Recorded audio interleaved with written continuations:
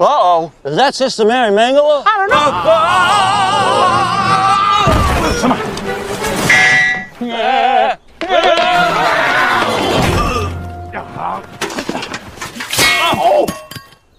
Hai, kaum barbar, gimana kabarnya? Baik toh, alhamdulillah. Ya, sebelum video ini dilanjutkan, buat kalian silahkan bayar parkir dahulu supaya yang di bawah makin panjang, makin besar dan berurat ya bang. Terima kasih. Oke lah, di video kali ini saya akan menceritakan sebuah film yang bisa dibilang jokes-jokesnya yang ada di film itu tuh gelap banget, karena hampir punchline-nya menggunakan kekerasan yang terkesan maksa banget. Pengen kelihatan lucu lah menurut saya. Dan saya yakin kalau semua kejadian yang ada di film ini terjadi di dunia nyata, manusianya pasti udah meninggoy. So ya, mari kita simak alur cerita film yang berjudul The Three Stooges. Film diawali dengan memperlihatkan para bocil-bocil gemesin sedang bermain di lapangan. Mereka semua tinggal di sebuah panti asuhan yang dirawat oleh para biarawati. Lalu muncullah suster bapak-bapak bernama Mary yang menyuruh mereka untuk AFK dan menyelesaikan tugas masing-masing. Anak-anak ini sempat menolak dan merayu suster dengan menyanyikan lagu panti asuhan yang bikin saya terharu. I may not have a sister, that doesn't matter, because I'm inconsequential. What do you think this is? The Sound of Music? Tapi tidak untuk suster Mary yang membuat anak-anak langsung kocar-kacir karena sifat galaknya.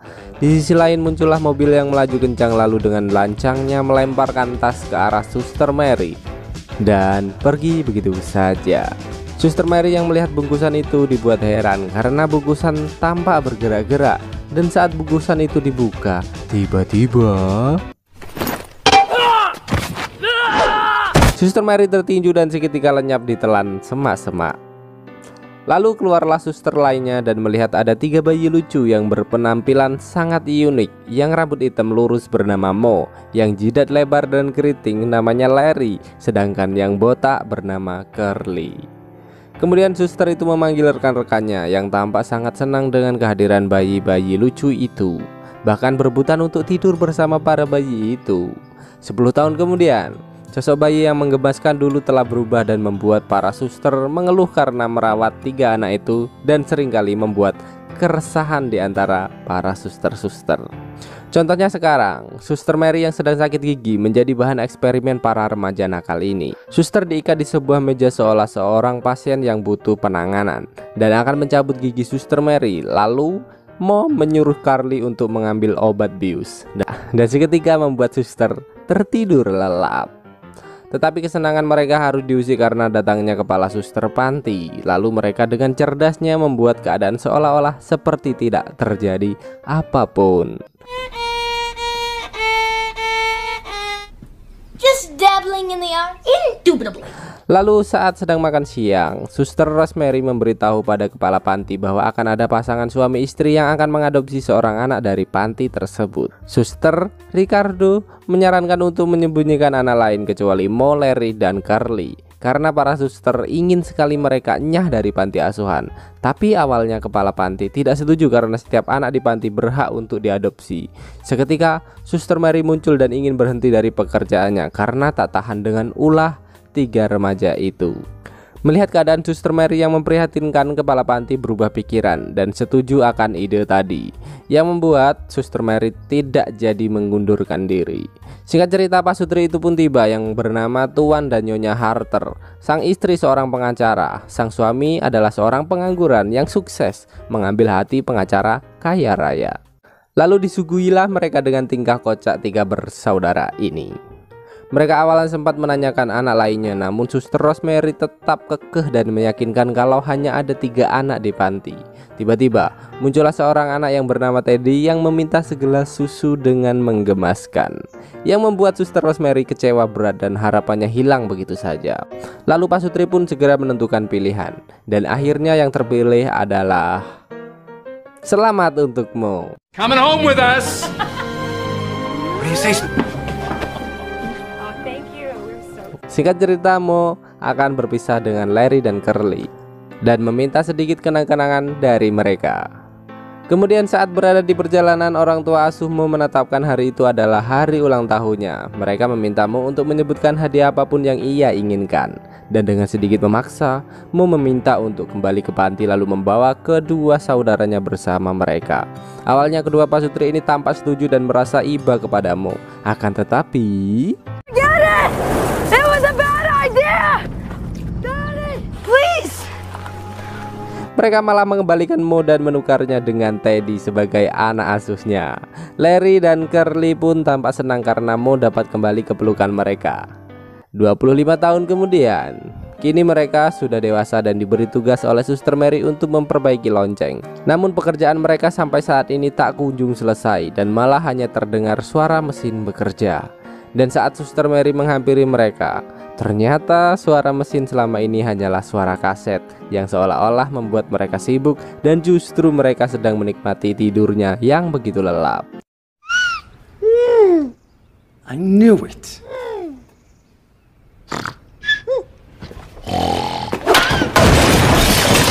It's Attila the Nun. She's 100 yards out and closing fast.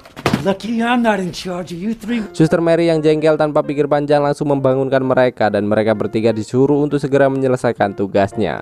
Di sisi lain muncullah pendeta Redleaf, sang pengatur keuangan. Pendeta itu ingin menemui kepala panti untuk membicarakan sesuatu yang penting. Di sisi lain terlihat anak laki-laki yang bernama Pazer membawakan sepiring keju untuk temannya Morph yang sedang sakit. Awalnya Morph sangat menikmati keju itu, namun saat mengetahui keju itu berasal dari perangkap tikus, Morph segera memuntahkannya.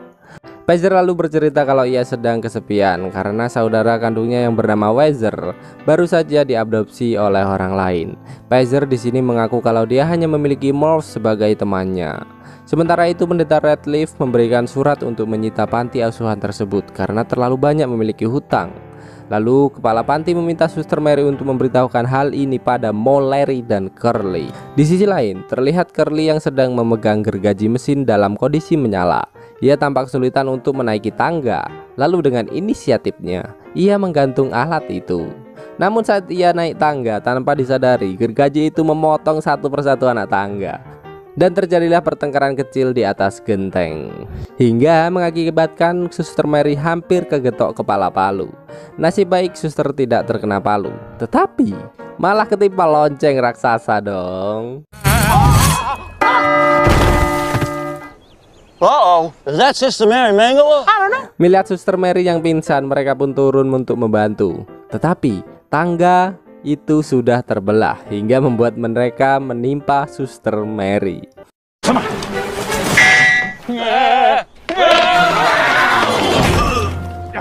Lalu disadarkanlah dengan ember berisi kepala palu.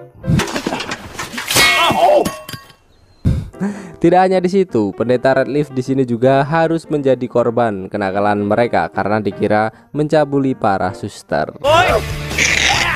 Think you're pretty smooth, huh?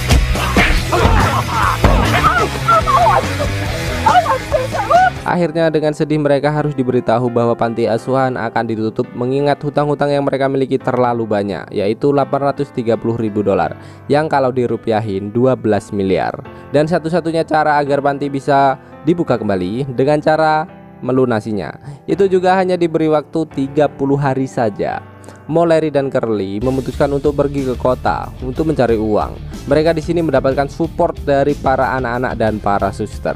Mereka juga diberi sedikit uang untuk modal hidup di kota. Namun belum apa-apa, nasib sial terus menimpa mereka bertiga. You forgot to tie us off to the handlebars. I couldn't reach it.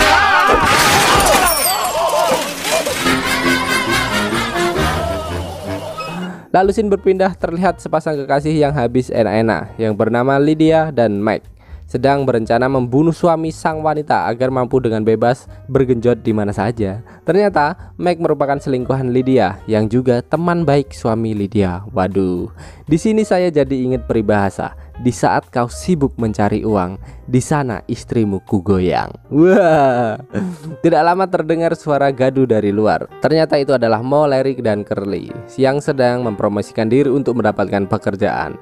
Tidak lama kemudian Lydia yang bersemangka jumbo datang dan menawari pekerjaan dengan bayaran yang sesuai. Curly awalnya mengira pekerjaan itu seperti membunuh, tapi memang benar, mereka di sini disuruh membunuh suaminya Lydia. Seketika, Meg keluar dari mobil dan mengaku sebagai suaminya Lydia. Setelah bertanya apakah Meg bersedia untuk dibunuh, akhirnya mereka menyetujui kesepakatan tersebut dengan membunuhnya. Tetapi dengan membunuhnya saat malam hari dan lampu harus dalam keadaan mati. Dan karena mereka ingin cepat-cepat mendapatkan uang, mereka memutuskan untuk membunuh Meg sekarang.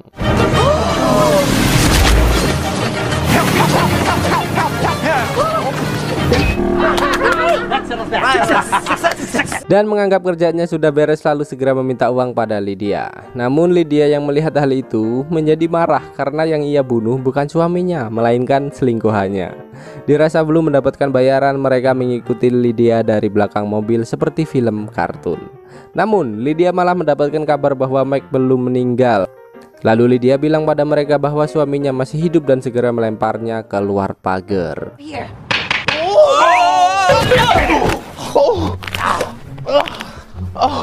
Akhirnya mereka bertiga pun memutuskan untuk pergi ke rumah sakit untuk membunuh Meg lagi. Dan apesnya saat mereka tiba di rumah sakit, jam menjenguk pasien sudah habis. Mereka awalnya merayu petugas resepsionis, tetapi peraturan tetap berlaku dan tetap tak boleh masuk. Dirasa bisa mengambil kesempatan, mereka akhirnya menyamar menjadi suster dan dokter yang menggoda salah satu staf sampai jatuh cinta karena Curly memiliki dada yang besar. Setelah berhasil mendapatkan nomor kamar sasaran, mereka malah kembali bertemu dengan resepsionis lagi. Mereka pun berlari-lari dan bersembunyi di salah satu ruangan. Ternyata mereka masuk ke ruangan penyimpanan bayi dan malah bertemu dukun di film entahlah apa itu, lupa. Yang ingat bisa komentar ya. Dukun itu lalu menyuruh Mo, Larry, dan Curly untuk mengganti popok bayi itu. Akan tetapi mereka malah perang menggunakan air kencing bayi seperti di film-film cowboy. Hey! Where's your hypocrite? That's it, it's on! Freeze. Don't do anything stupid. This one's got a hair trigger. What is going on?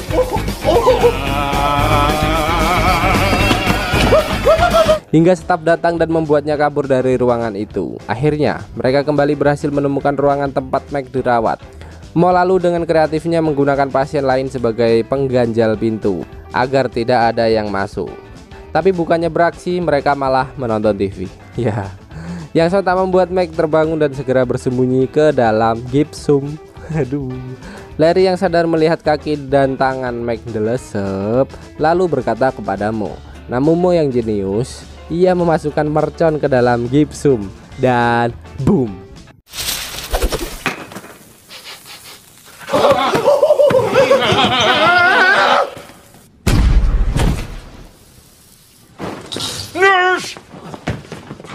Meg yang udah gak tahan ngadepin tingkah mereka memohon untuk tidak membunuhnya lagi karena dia telah berubah pikiran. Lalu disusul para staf keamanan masuk dan terjadilah kejar-kejaran seperti di film kartun. Dan membuat salah satu dari polisi pingsan, lalu meminta alat kejut untuk menyadarkan polisi.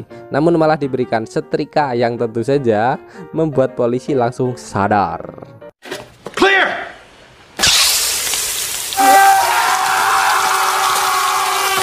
Mereka lalu kabur ke rooftop dan berniatan terjun menggunakan selang air. Engsel selang malah copot dan menimpa seorang pria. Yang ternyata pria itu adalah Teddy, bocil yang dituger di awal film. Kemudian Teddy bercerita kalau ibunya telah meninggal akibat kecelakaan. Teddy lalu menawarkan mereka untuk tinggal di rumahnya. Namun Mo menolak karena masih memiliki dendam kepada Teddy atas masa lalunya. Dan seketika pula mereka ingat dengan uang yang diberikan oleh suster, dan mereka pun berniat menggunakan uang itu untuk berkebun. Di sisi lain ternyata suami Lydia adalah Teddy, pria yang sebenarnya ia ingin bunuh. Lalu Teddy menunjukkan foto temannya pada Lydia. Sontak ia kaget karena teman suaminya merupakan pria yang membuat selingkuhannya hampir mati. Teddy juga berencana mengundang mereka ke pesta hari jadi pernikahan mereka berdua. Singkat cerita, mereka membuka usaha ikan salmon. Akan tetapi ikan-ikan itu ditanam dan disirami layaknya tumbuhan. Dan parahnya lagi, mereka melakukan hal itu di sebuah lapangan golf. Lalu tibalah polisi yang disetrika tadi untuk menangkap mereka bertiga. Lagi-lagi mereka berhasil lolos dari kejaran polisi itu, untungnya. Sampai ketika mereka masuk ke sebuah ruangan dan terjadilah perkelahian hebat di antara mereka. Curly dan Larry menyalahkan Moe karena membawa mereka pada situasi seperti ini. Akhirnya Curly dan Larry pergi meninggalkan Moe.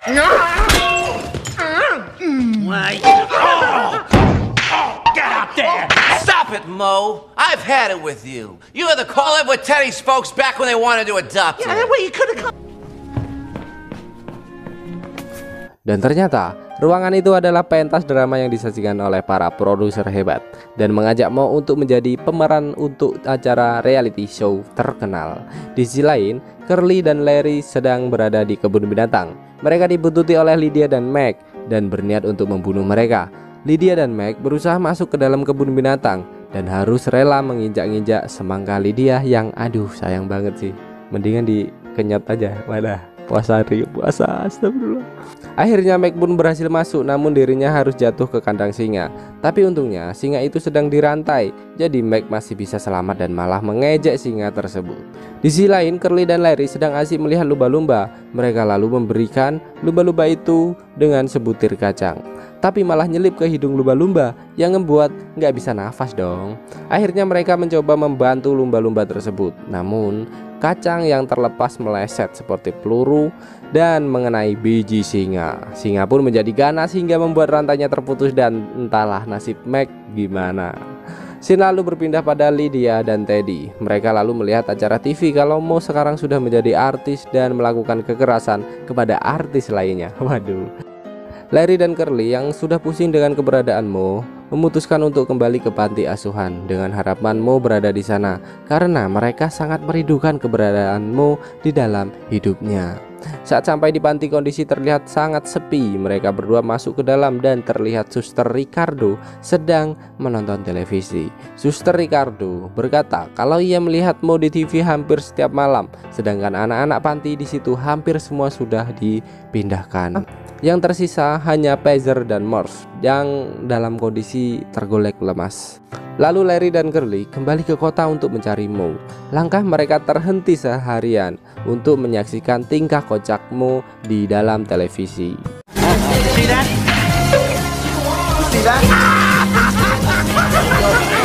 Lalu Curly datang ke kantor ayahnya Teddy dan tanpa alasan yang jelas mereka meminta uang pada ayah Teddy untuk membayar hutang panti asuhan. Yang tentu saja ayah Teddy manusia yang normal menolaknya mentah-mentah dan malah mengatakan yang sebenarnya terjadi antara pertukaran Mo dan Teddy kala itu yang membuat kedua pria ini terenyuh hatinya. Di sisi lain, para pemeran di acara reality show tersebut protes dengan kehadiran Mo yang selalu melakukan kekerasan pada mereka seperti yang ia lakukan kepada Larry dan Curly. Dan ajaibnya, Larry dan Curly datang dan berniatan mengajak Mo untuk menyelamatkan Teddy yang sedang dalam bahaya, yang dengan santainya datang bersama sekumpulan anjing pudel. Aduh. Tapi sialnya, sampai di sana mereka tidak diizinkan masuk oleh penjaga dan lagi-lagi mereka selalu tak kehabisan akal dengan menyamar sebagai penjual balon dan masuk ke acara pesta yang membuat kekacauan lagi dong pastinya. Tell you about puns.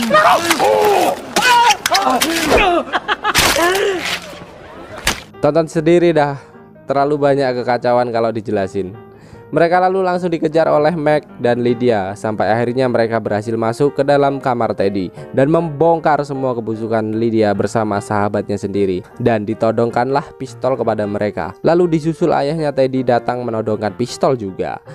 Faktanya semua yang mereka alami adalah rencana jahat dari ayah Teddy yang diakibatkan semua harta warisan istrinya telah diserahkan kepada Teddy dan Lydia juga merupakan selingkuhannya ayahnya Teddy. Wah, Bener-bener nih semongko ya, Salome bos.